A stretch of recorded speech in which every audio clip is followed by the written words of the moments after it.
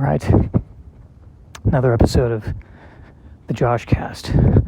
No, the Nerdy Virgin Podcast. That's right. Boy, this was a weak way to open it.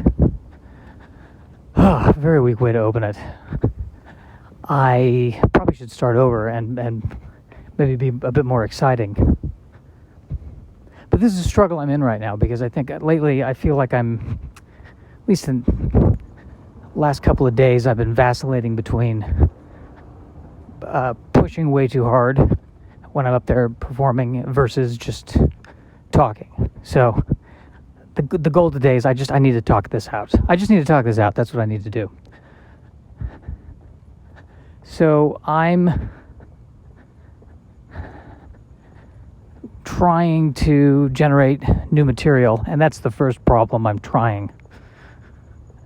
It seems to work better when it flows. And what am I trying to articulate? Here's the problem that I have. 50% of me would like to have sex again. 49% of me wants to have sex again. 51% of me doesn't want to be aggravated. And these two things are in conflict. This is the trouble I have. Because every part of the process, as it relates to relationships, seems, from my perspective, to include a degree of aggravation. But that's what relationships are, according to everyone around me who also aggravates me. But and I know I'm the one with the problem because sooner or later everybody gets on my nerves. Everybody gets on my nerves, and that means I'm the one with the problem.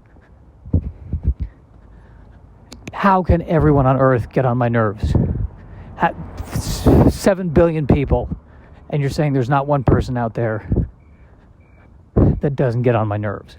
Clearly, I'm the one with the problem. I think it has something to do with me not wanting to have to agree with your opinions. I don't want to agree with your opinions. I want to be right. Maybe that's the issue. Like, the loneliness is worth being right. Maybe that's my problem. Loneliness might be worth being right all the time. Good. I'm glad I made that discovery with no one else in the room.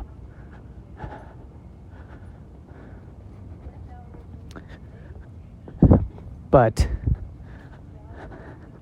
I'm not taking any steps to try to meet people. I mean, I still feel weird about going out with the virus stuff. But you know what? That's an excuse. I'm really good. I will always find an excuse. In 2024, the excuse might be, it's a civil war out there. I don't know. I don't feel like going out because of the Civil War.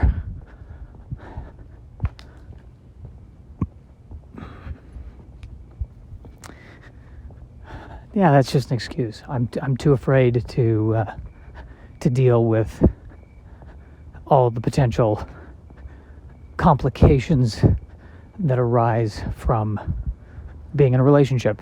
I'm too afraid to deal with it.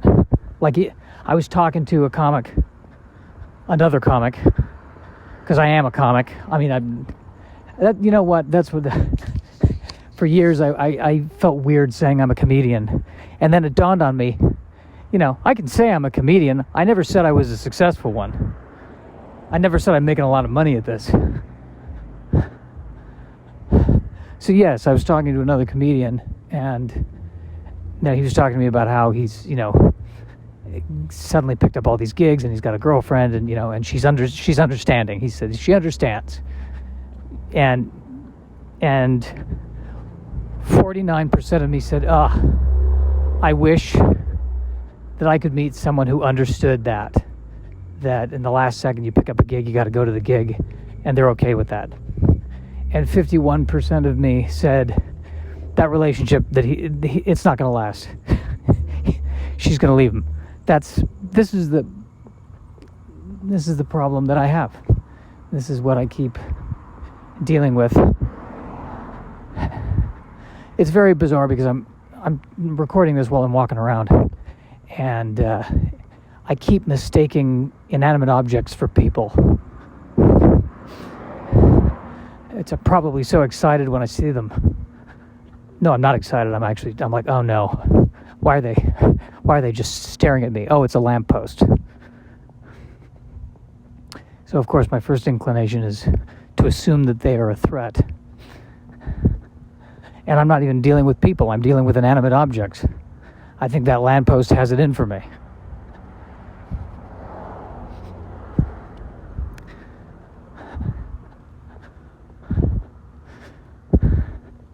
I keep trying to come up with content. That's everyone's coming up with content. Everyone's creating content. And I'm noticing on TikTok, it seems like the stuff that's really landing is the silly stuff. The guy jumps out in front of a bear and goes blah blah blah blah blah and jumps away. Oh, hilarious! 1 million views.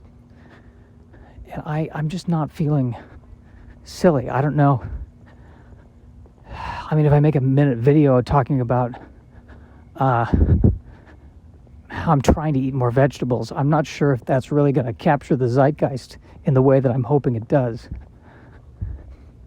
And those are the videos I'm making, and the views are... there are people who there are a few people following and commenting. Oh, sorry, I just got hit by a bug. Flew right into my eye. Ooh. This could be the beginning of a Marvel superhero thing.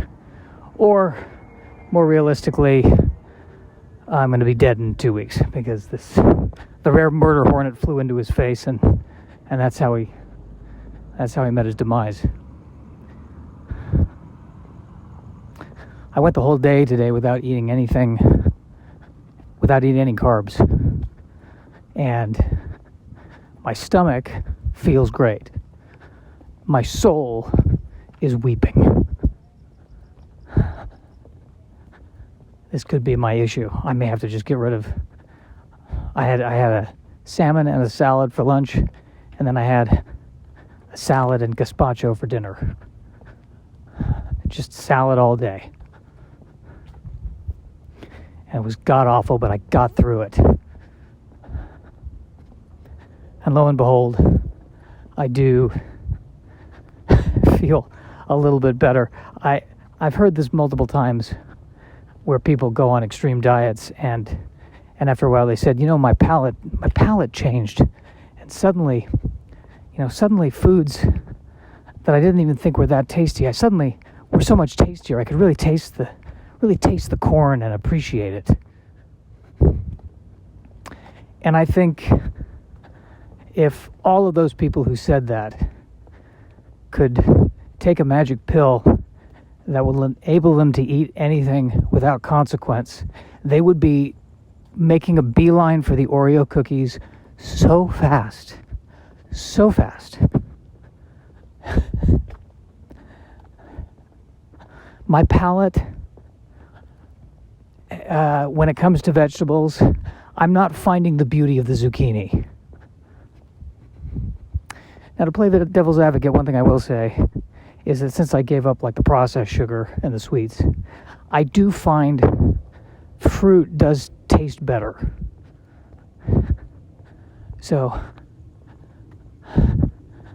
that's something. Is it as good as an Oreo pie? No, it's not. But that's where I'm at. That's where I'm at. And, sex is something that I'm very sad that I've never really experienced great sex. I'm very sad about that. And my fear is that maybe I never will.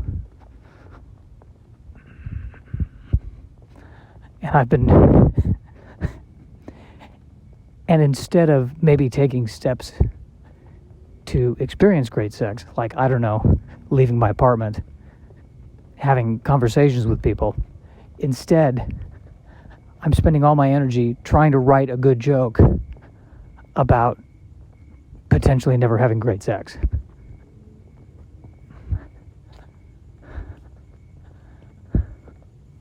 Because, frankly, if I can get the joke to work, that might be better than great sex. But I don't know for sure, because I've never had great sex. And I don't mean no disrespect to the one person I had sex with. No disrespect whatsoever.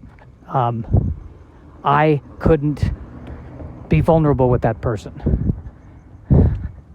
I couldn't open up.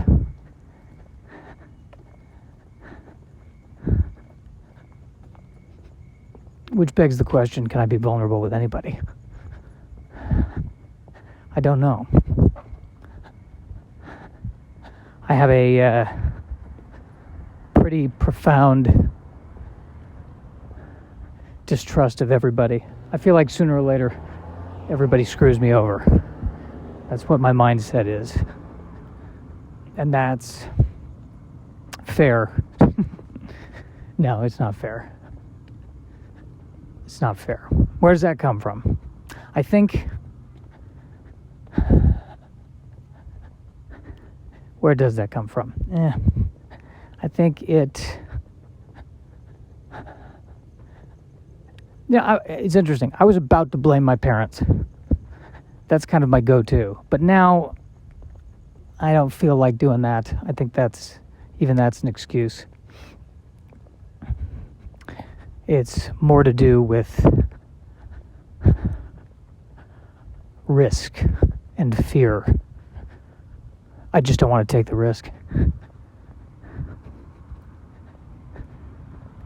Or at least I want to be more secure in other aspects of my life before I take the risk.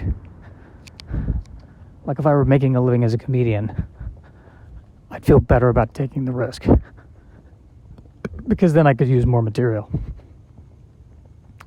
on the epic failure that would be whatever relationship I end up getting myself into.